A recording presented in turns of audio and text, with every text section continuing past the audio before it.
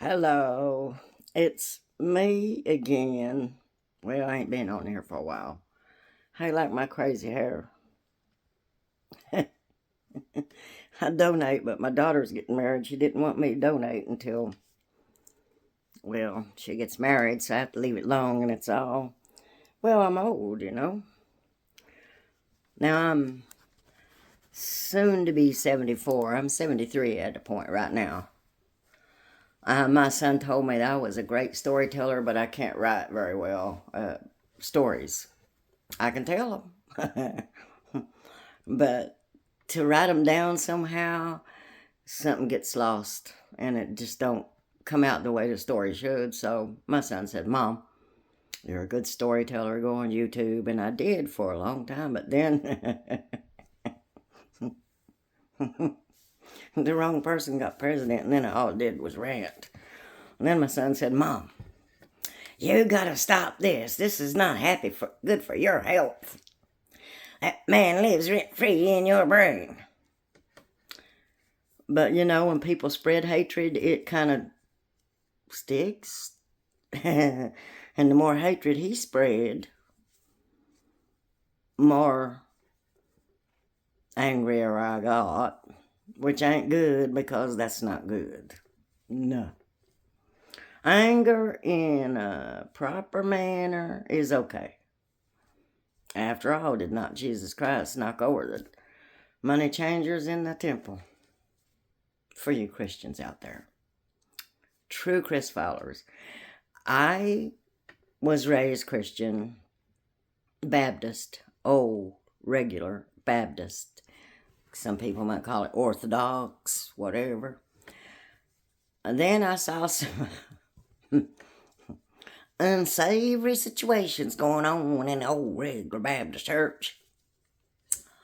So I said, well, let me do some studying. And then I switched from, I never was baptized old regular Baptist because I saw what was going on there. And I said, no, I don't think so. But I think in the beginning, when they started out, they were followers of John the Baptist, supposedly. But in every church, there is corruption. I don't care what y'all say. So in your churches, you might want to look around and start listening a little bit and watching with the eye up here, not the eyes here. The eyes here seem to see more lust than love. The eye up here will see love more than lust. And lust is okay too if you're in love with somebody or whatever. But there is a more perfect love, and it has nothing to do with lust. And that's what people don't understand. They don't get it. They want it so bad. Everybody wants it. But you can't really have it unless you understand it. And they don't. And I don't. Not really all the way. But I want to tell you a story about, pardon me, allergies. Story about when I was a little girl. I used to walk out of the holler because we didn't have no radio, no TV, no running water, no bathroom. Not even an outhouse when I was there. Got one built later after I left, but I guess, well, anyways, we were not we were actually, I considered, wealthier than people with money. Way I felt about it, because we had 70 acres of mountains to play around in between our cousins and us. We had our own gardens that we grew ourselves, so our food was healthy. And we had chickens. We had one cow and one pig, as I remember it. And those are stories for another time. But this one story, see, I would read and read and read. And my older sisters going to school, and I would learn before she learned, and I'd get arrogant about it, and my mommy wanted to put me in my place. And she said, Kate, there's always somebody not as smart as you, and there's always somebody smarter than you, and you got to understand that. And then later on, I was again being arrogant, and I know more than you, blah, blah, blah, blah, blah, and whatever. that I could be, you know, annoying as I'll get out at times, I'm sure. So, anyways, Mommy said, Kate, you think you so smart. I'm going to show you how smart you are. Now, I'm a member of this group called Appalachian Phrases and Words, and use them in a phrase, and some of us see it different and stuff like that. But for you Appalachian people, have you ever heard this part? Or anybody say this to you? My mommy told me, you're not the smartest, but you ain't the dumbest. And she said, when you meet somebody, but first, before she told me the rest of this, she took me outside.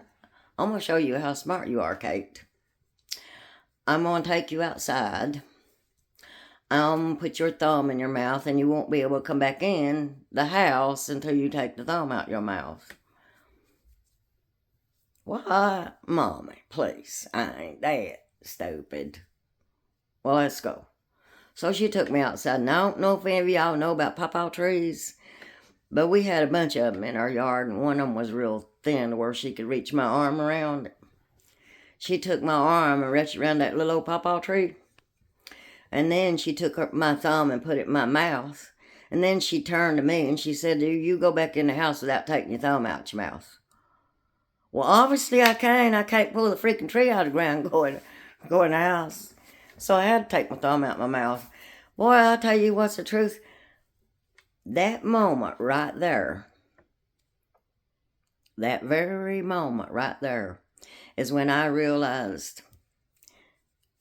I ain't so smart.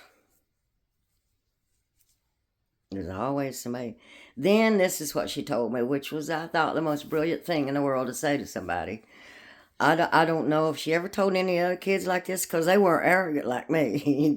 they were scared to death of Mommy. And I was scared of Mommy too, but I just thought right's right, and I thought I was smarter than I was. You know, and I shouldn't have been like that, you know. I shouldn't. 'Cause this is what Mommy told me, though. This is really smart. So all you people, please take this into consideration when you're out in public and treating people. Be nice, you know. She told me, she said, Kate. She called me Kate. My name is Sandra Kay.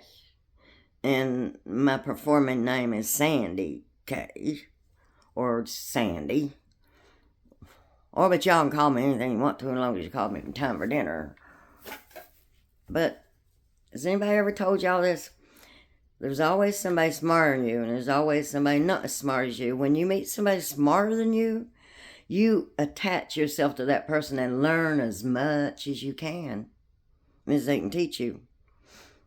As young people used to go and listen to stories from old people, it would teach them.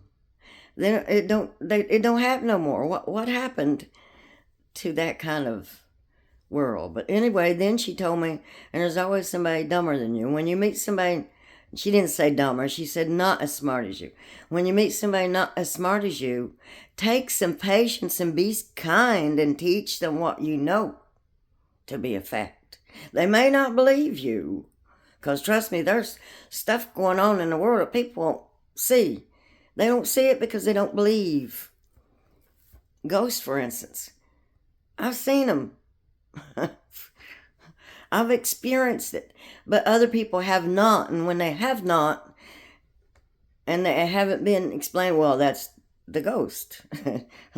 That's not a person. That's the ghost you're seeing. They don't understand it. They don't believe you.